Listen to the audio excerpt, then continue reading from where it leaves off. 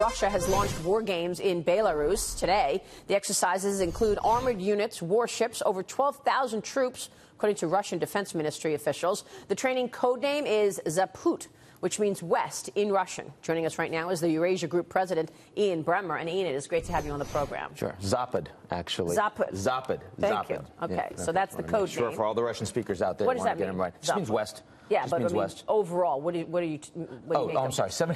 Well, really, we're talking. I'm sorry. Translating Russian for you. 70 to 100,000 troops looks like are actually participating, and the Russians. We got elections for Putin coming up next year. Yes.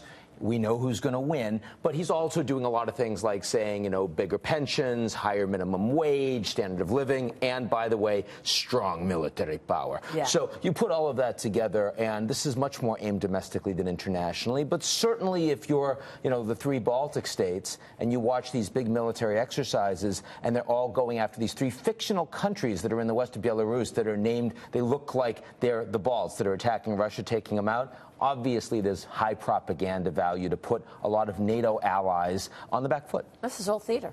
It's all theater. Yeah. It's all theater. All right, let's turn to North Korea because Yes. we really want to get into this. This is a serious story because of the missile capabilities. In the latest provocation, the Hermit Kingdom has threatened to sink Japan. It said that the country no longer needed to exist near us. The North Korea state agency went on to say that it would reduce the United States to, quote, ashes and darkness for its support of UN sanctions. Treasury Secretary Steven Mnuchin also weighed in last night on Fox News, saying that sanctions are on the table for any country doing business with North Korea.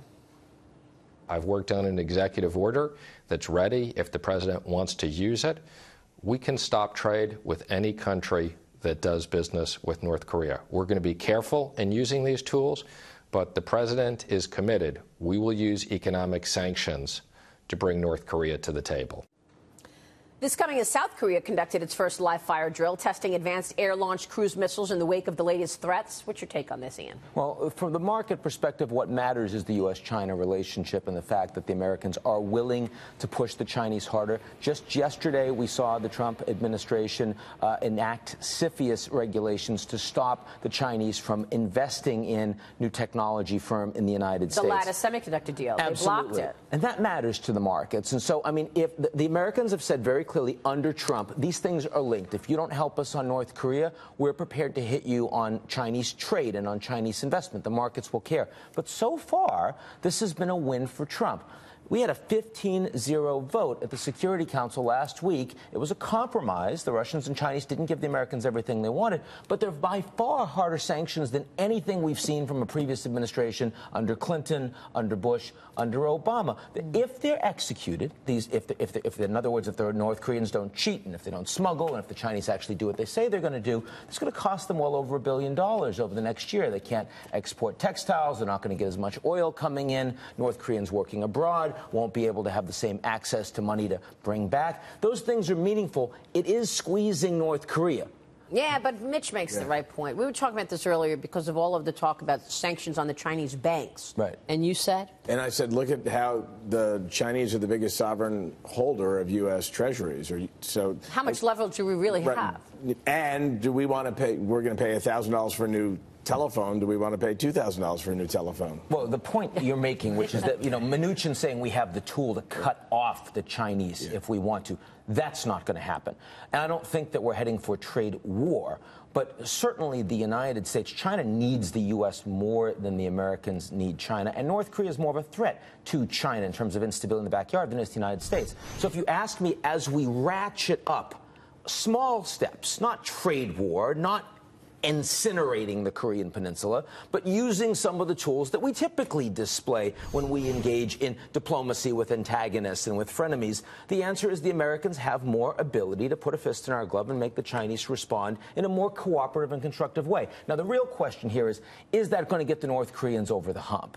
And I would say the answer is no, because if you're Kim Jong-un, you see Gaddafi, no nukes, dead. You see Saddam Hussein, no nukes, dead. Kim Jong-un, nukes, not dead. And, he really does believe, and there's good reason for him to believe, that developing a robust nuclear capability, miniaturization, ICBMs, re-entry capability, that is helping to ensure the sanctity and the security, not just of his regime, but of him personally in avoiding a decapitation strike. He's not going to give that up. It also validates his nation, because look at neighboring countries that have nukes, and they have economies. So is it a price of admission to have a robust economy that you need nukes in your I don't know arsenal? if I'd go that far, but it certainly is a matter of great national pride. And also, let's keep in mind that under Kim Jong-un, the North Korean economy has done better than it did under his father. It's more diversified. There's been more focus on efficiency. There's been less focus on corruption. And that is a positive. We don't talk about it very much because Hermit Kingdom and they're a bunch of wackos and no human rights. But if that's why I don't believe it. It's sort of like... I know many that have visited, and if you see it, well, compared to what it was, right? I mean, we don't hear the stories about North Korean citizens eating tree bark to make it through a bad harvest. Actually, they're, again, a very underdeveloped economy, but they have much more pride in their leader today than they did 5 years ago. Do these sanctions reverse that trend? They do. I mean, do they go far enough to do that? No. And I think the Chinese will be unwilling to cut them off in terms of oil, and the Russians would certainly veto that because they don't want to potentially precipitate either a lash out by the North Koreans or a fragmentation of the regime because it's in their backyard. We're much more willing to do that. Doesn't affect us as much. So the national interests just don't line up in a way that makes North Korea solvable. Plus, at no point have we given them carrots. There have been lots of sticks, and I think Trump's been much more effective than other presidents in talking about what those sticks are. But so far, the idea of what the North Koreans might get if they were to freeze their nuclear program and freeze their ballistic missile development, something that's much more reasonable to expect than saying, oh, we demand that you get rid of all of your nukes. Like, that's just not a feasible negotiating position, even a starting position for the Americans. So we aren't yet really talking reality. And I mean, ping-pong diplomacy worked with the Chinese.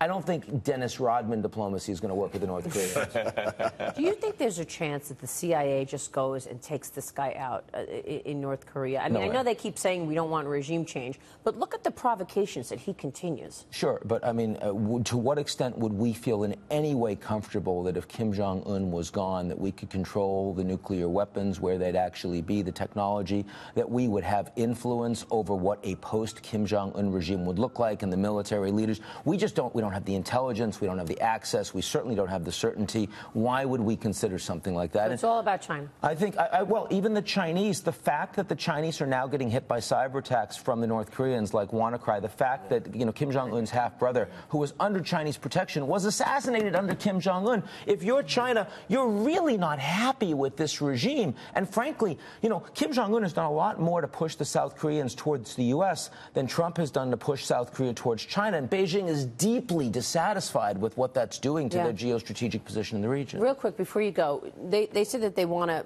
make the U.S. darkness and ashes. Do they have the capability of something like this, sinking Japan? Yeah, I think sinking Japan is hard to physically imagine. What I certainly can say is that the North Koreans consistently impress me with how colorful their propaganda is.